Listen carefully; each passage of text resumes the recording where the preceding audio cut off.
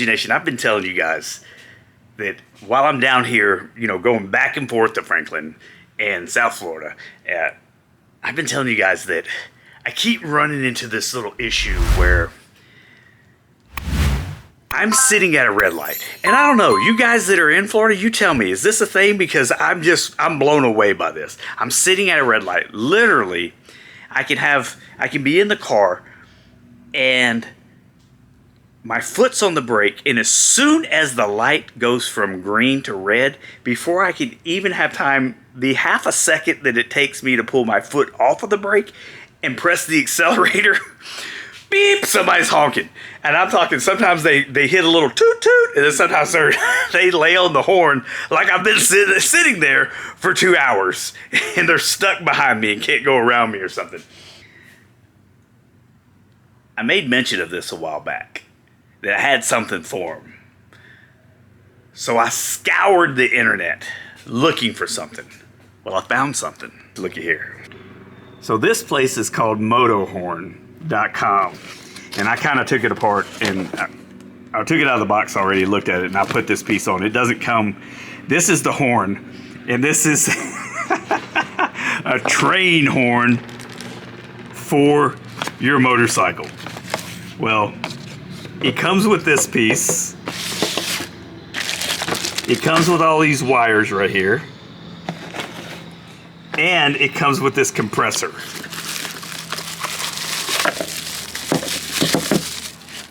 So look at there. Like I said, it didn't come like this. It came all packaged up nice, but I took it out and kind of put this piece on here because I watched a few videos and read some forums about that you should put this on first and then strap this to your bike. So I don't know exactly where I'm gonna put this big loud horn on the Blue Ghost, but I'm definitely going to put this on the Blue Ghost with this compressor. It comes with all the wires. It comes with a little relay switch. I believe that's what that's called. Correct me if I'm wrong. It comes with all the connectors and everything. The screws it comes with. And it comes with a little thank you card on the back of it. They gave me a 20% off code, so I'm not going to show you guys that because I don't want one of y'all to steal it from me. So check this out. Let me flip the phone back around. The camera back around. So it comes with all these installation instructions, and it's supposed to be fairly simple, even for a guy like me that does not, well, basically I don't have much of a mechanical bone in my body. But I told you guys that I'm going to start doing stuff, and I'm going to push myself to learn how to fix stuff, so that way I can raise OMG Jr. learning how to fix stuff so we can save money and have fun. It looks like fun fixing things. I do not know if I'm going to try to film this because I feel like, I'll just be honest with you guys, I'm a little nervous.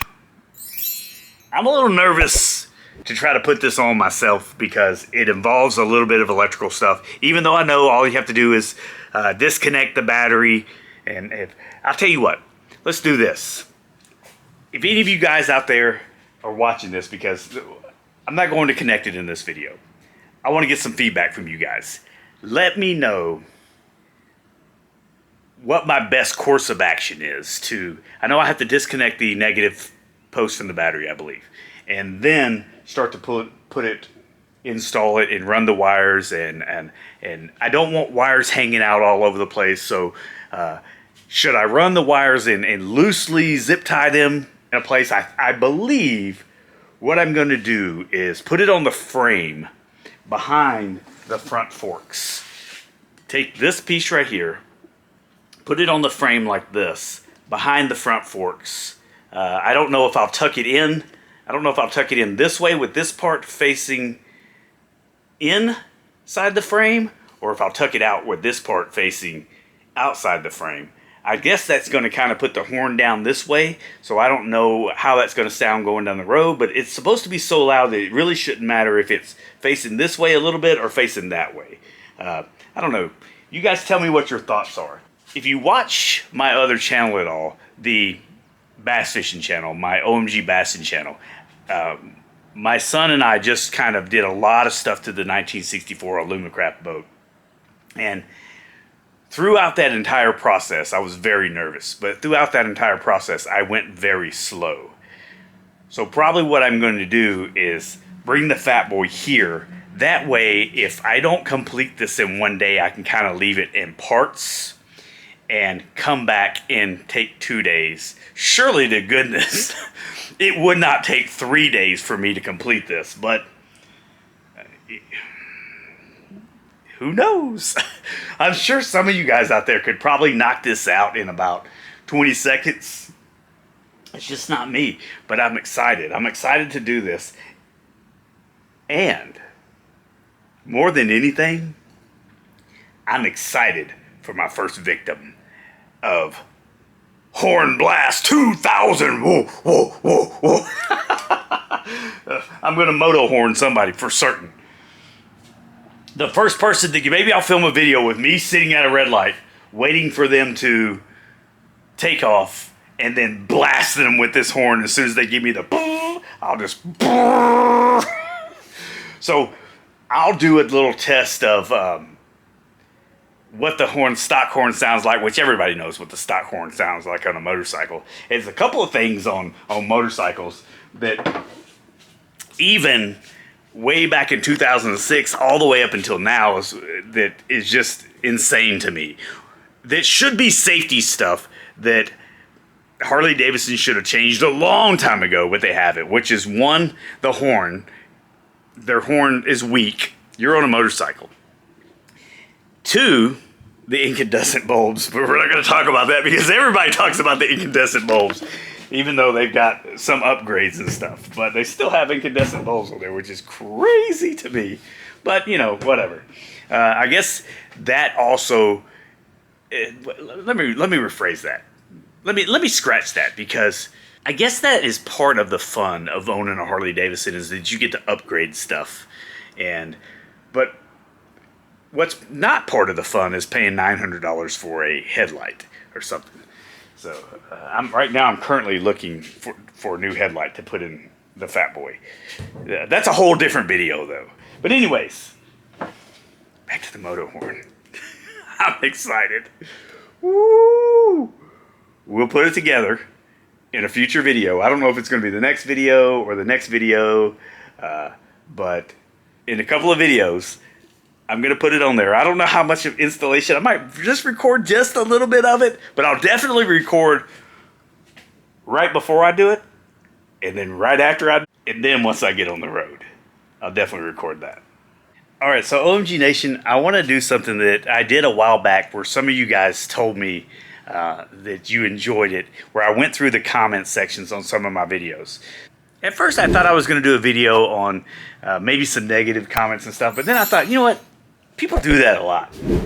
And I want to let people know that there are good people out there. So what I decided to do is I went to a couple of videos and I looked at some of the comments. One of the videos that I went through is one of my favorite videos, which I actually am trying to find someone to do a similar video, but differently. Too short for a bagger. So if you guys remember Courtney, she used to work up at Moonshine Harley Davidson in Franklin, Tennessee. We did a video on someone like her that is I can't remember how, you have to watch the video to see how tall she is. I can't remember, it's 5 foot maybe, or 5'1" maybe.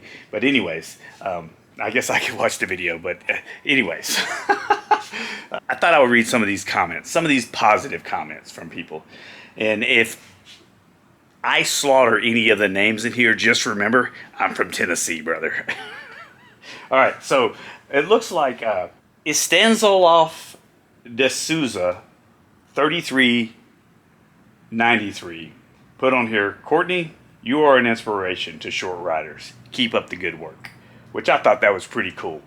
Stage 3526 put on here, love the way she looked around before taking off each time, even in the parking lot. A lot of guys just glance in the left mirror and hit the throttle. All right, so another one from Brian Worth, 4890. Great, encouraging video. I progressed from a 500 Shadow to a '08 Wide Glide since I started riding in late 2019 at 55 years old. Next step is a bagger. My point in doing this is just to let you know that YouTube is not full of junk all the time. So Ron Freeman, 4999, I'm 5'9" and I struggle with an Ultra. I guess with time I'll get it. Great video, gives me hope. Ron, I hope you get it too, brother. Keep on keeping on, brother. Okay, so here it is, guys. Andre Boyd, 1981. My wife is 4'11", and she heard Courtney say she's 5 foot. She made me rewind the video. Yeah, looks like I'll be buying another Harley soon. I hope that worked out for you, brother. So that's just a couple from Are You Too Short for a Bagger? So let me go over to another video. All right, so check this one out. This is on the video Riding Through Spring Hill with Dallas Face Mullet. This comment from Midnight Rider 6327.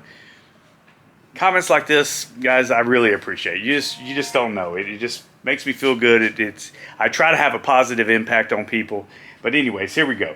Old Dallas and Ricky Baby rolling through the backwoods. Just a couple of good old boys showing off of great local roads. Good stuff, my friend. I always enjoy your moto vlogs. You're always interesting to listen to. Well, brother, Midnight Rider, I appreciate it.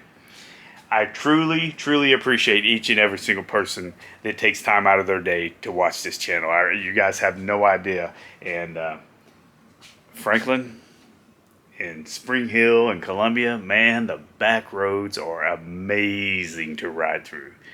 We're blessed with some amazing roads and scenery for certain. All right, guys, another video. One of my favorite videos that I've made, we actually rode with 2 cameras, and for whatever reason, the camera that I had on Dallas's bike did not work, and it froze up and did not record. That's when I first started having GoPro issues with one of my cameras. But some of these comments from my man HD Vibe Rick over at the HD Vibe channel.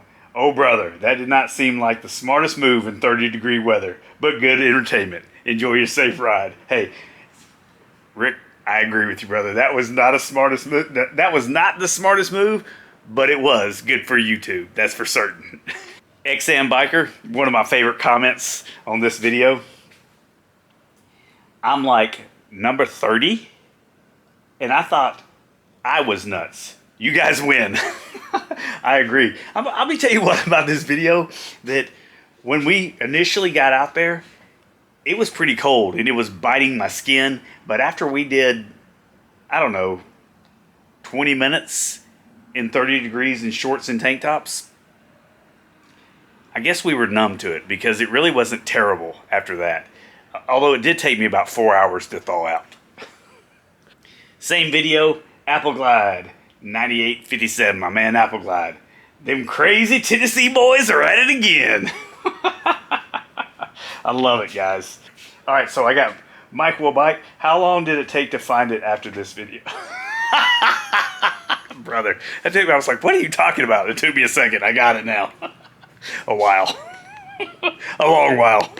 So let's jump over to another video. Aftermarket parts on my 2006 Harley Davidson Fat Boy. I should probably change that and add to the Blue Ghost on there. But I thought this comment was kind of cool because it reminds me of a little story. So Scott Robertson, 9788, said, "Bike looks incredible. Thanks for posting. I like the looks of foot pegs instead of boards, but your setup is killer." Brother, let me tell you that before I ever had floorboards on my bike, I was right there with you.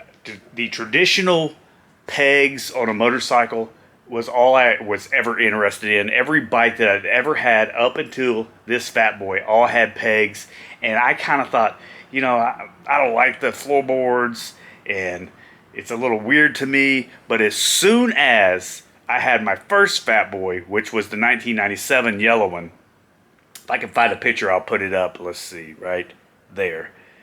As soon as I had that, and I experienced floorboards on a motorcycle, there was no going back for me. I was like, oh, wow, this is amazing. I mean, you could truly just relax your feet at all times. You know how sometimes you're moving your feet around on pegs and you just can't get them comfortable? You put the feet on the floorboards on a motorcycle and they're comfortable. As long as it's not in some type of awkward position where your knees are actually tucked back up underneath you or something. Man, I don't think I could ever go back to pegs on a bike, really and truly, after having floorboards on a bike. You guys tell me, what are your thoughts? I know some of you guys out there have a couple of motorcycles, and you got a motorcycle, let's just say you have a street glide or a road glide that's got footboards on it, and then you've got a second bike, which, I don't know, a breakout or something, and it's got pegs on it. What do you guys think is definitely on long rides? I would never want to just do pegs again.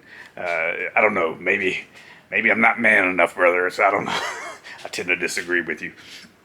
But floorboards are just, you guys tell me, let me know. Floorboards or pegs, what do you think? So here's another comment on that same video from Megadeth 2 then WO. The blinkers blink too fast because you need a load equalizer. I know. But I've been told that it's not going to hurt anything, and I don't believe it has hurt anything up to this point.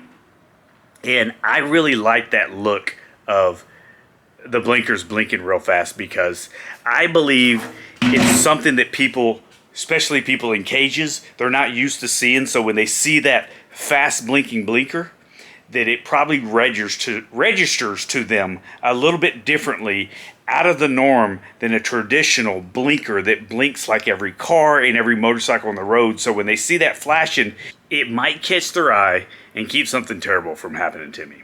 And one more video in here that I kind of, where was this one at? Let's see. Change out the headlight assembly to black. I tell you what, that came from TMC Garage 5904. Change out the headlight assembly to black.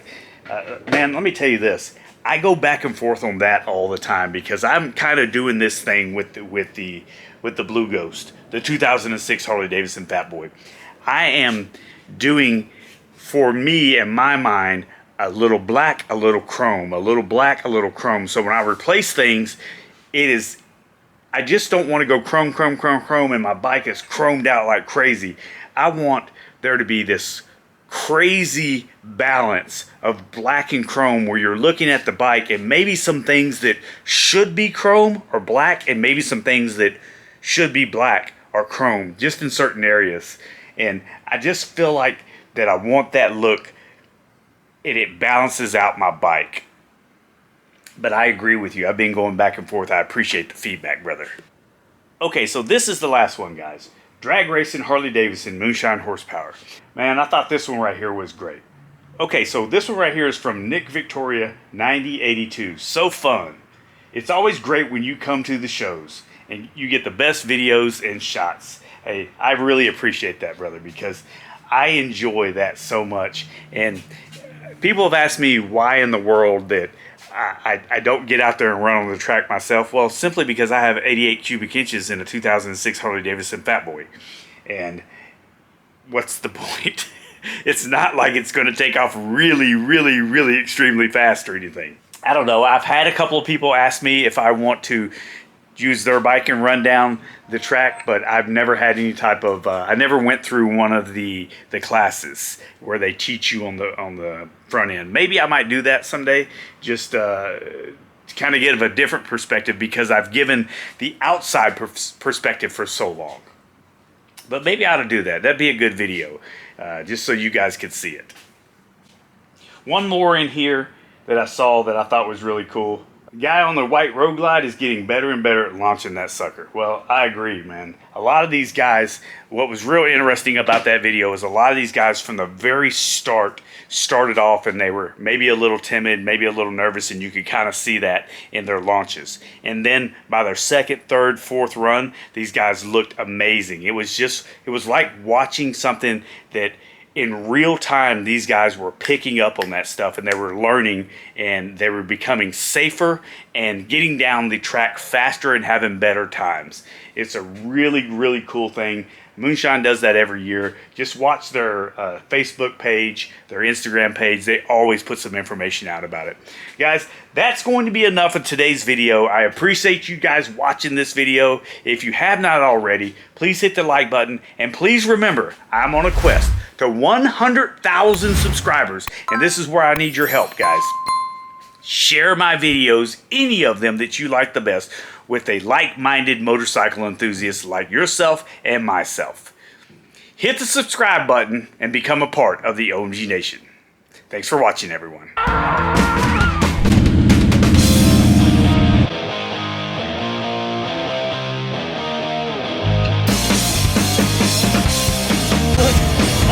Oh! Stall.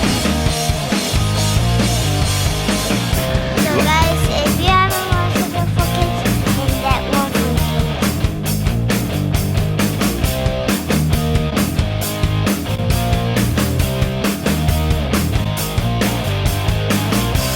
Say bye, Harley. Bye, Harley.